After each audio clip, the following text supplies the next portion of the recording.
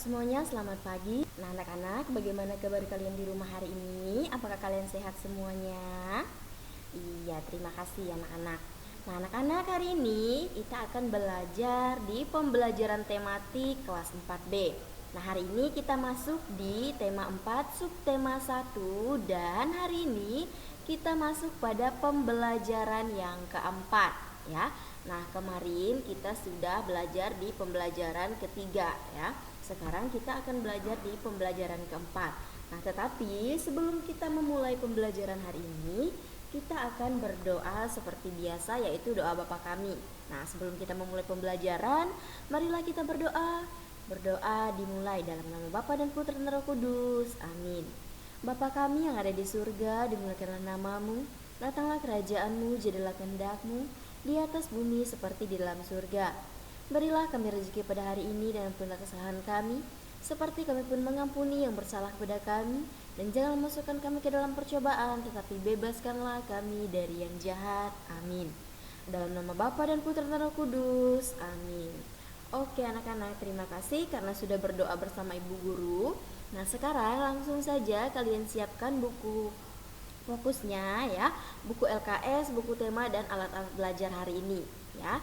Nah sekarang perhatikan, Ibu Guru akan menyampaikan ya, nah susunan materi yang akan kita pelajari pada pagi hari ini. Materi yang pertama itu ya tentang memberikan pendapat tentang sikap tokoh dari cerita. Nah itu di buku LKS kalian, yaitu pembelajaran bahasa Indonesia halaman 19. Kemudian yang kedua, materinya itu adalah makna dan nilai luhur sila pertama Pancasila. Nah itu pada buku LKS kalian ya, itu adalah pembelajaran PPKN. Nah sekarang langsung saja kita buka buku LKS-nya halaman 19 pada pembelajaran yang keempat. Nah di sini materinya adalah memberikan pendapat tentang sikap tokoh dari cerita.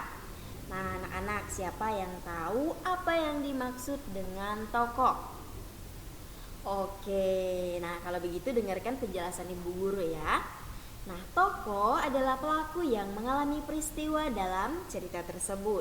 Jadi, tokoh itu adalah orang yang memerankan atau pelaku yang ada di dalam sebuah cerita yang diceritakan, ya. Nah, kemudian di sini cara mengarang menampilkan tokoh-tokoh disebut dengan penokohan, ya. Jadi cara mengarang kemudian menampilkan tokoh-tokoh dalam cerita tersebut itu disebut dengan penokohan. Nah kemudian tokoh dalam cerita itu selalu mempunyai sifat, sikap, tingkah laku atau watak yang tertentu sesuai dengan karakter, kemudian dengan peran yang ia mainkan di dalam cerita tersebut.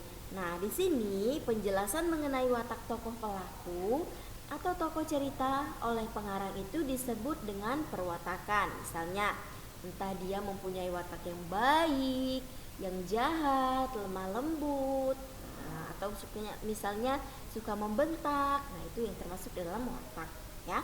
Nah, kemudian tokoh dalam cerita ini memiliki karakter sendiri, ya.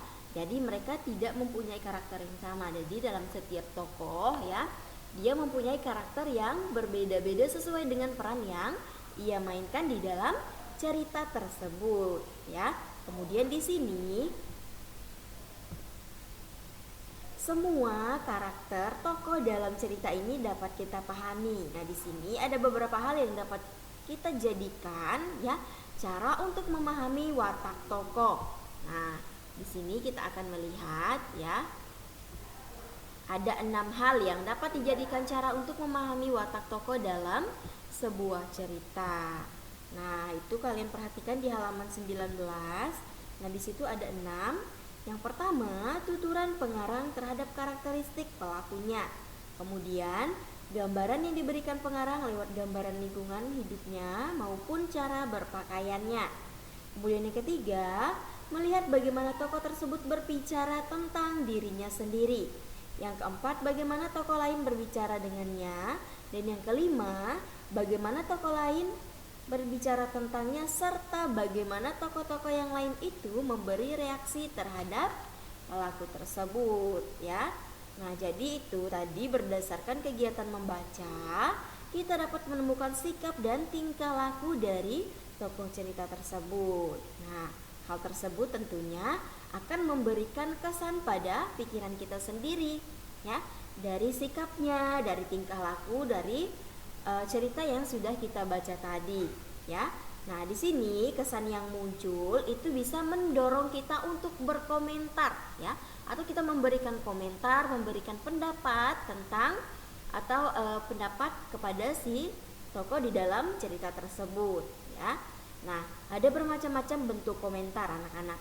Di sini ada yang bentuknya misalnya bentuk komentarnya itu mendukung, kemudian rasa suka, kemudian mengkritik. Bahkan ada juga komentar yang tidak suka atau menolak karakter atau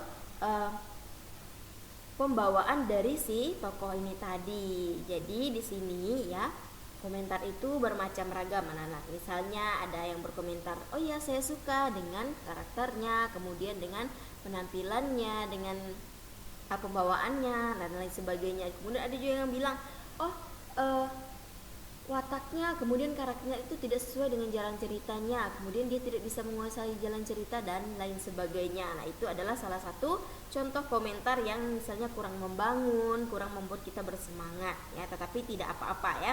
Namanya juga komentar, ya. Jadi ketika orang berkomentar, kita harus siap dan menerima apapun komentar dari orang lain, baik itu komentar yang positif atau komentar yang negatif, ya. Jadi intinya kita hanya mengambil yang positifnya saja, ya. Kalau negatifnya cukup didengarkan, tetapi jangan kita contoh, ya, maksudnya jangan kita lakukan, ya. Nah, kemudian dengan kita ambil hati, ya, di sini. Nah, komentar itu sebaiknya disampaikan dengan bahasa yang sopan, ya, kepada tokoh tersebut, ya. Jadi dengan bahasa yang sopan, ya, bahasa yang santun, orang tersebut juga tidak akan tersinggung dengan komentar-komentar kita. Misalnya kita memberikan kritikan, memberikan saran, nah itu harus disertai dengan komentar atau kata-kata yang sopan yang tentunya bisa membangun atau memberikan semangat kepada orang tersebut, ya. Jadi tujuan utama komentar itu adalah menyampaikan kebaikan dan kekurangan, ya. Jadi begitu anak-anak. Jadi komentar yang baik itu adalah komentar yang membangun, komentar yang memberikan kebaikan, kemudian komentar yang menyebutkan kekurangan-kekurangan kita, kemudian ia memberikan saran kita harus bagaimana dan apa saja yang harus kita lakukan untuk menutupi kekurangan kita tadi, ya. Nah, itu adalah materi tentang memberikan pendapat tentang sikap tokoh dari cerita. Nah, sekarang kita lihat lagi, ya, di halaman 21. Nah, di halaman 21 di situ kan ada cerita, ya.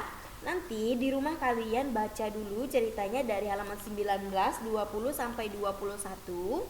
Nah, kemudian di halaman 21 itu ada tugas, ya. Nah, tugas yang pertama, tuliskan watak tokoh dalam cerpen tersebut. Kemudian yang kedua, tuliskan pendapatmu tentang sikap tokoh dalam cerita tersebut. Yang ketiga, tuliskan sikap mana yang dapat diteladani dan mana yang tidak perlu diteladani. Dan yang terakhir itu, kalian tidak perlu bacakan di depan kelas, ya, cukup kalian tulis saja di buku latihan kalian dengan membuat kotak seperti yang ada pada halaman 21. Sikap tokoh dalam cerita, kemudian sikap yang diteladani itu apa dari cerita tadi, kemudian sikap yang tidak perlu diteladani itu apa, ya. Jadi kalian bisa mencari 3 poin, ya. 3 poin sikap yang diteladani, kemudian sikap yang tidak perlu kalian teladani dari cerita yang berjudul Ulat Hijau di Daun Widuri, ya. Nah, nanti kalian kerjakan di buku latihannya, ya. Itu halaman 21. Tolong baca baik-baik perintahnya baru kalian mengerjakan soalnya, ya. Nanti kalian bisa kumpulkan, ya, kalian fotokan lewat WA, kemudian kirim ke WA pribadi Ibu, ya.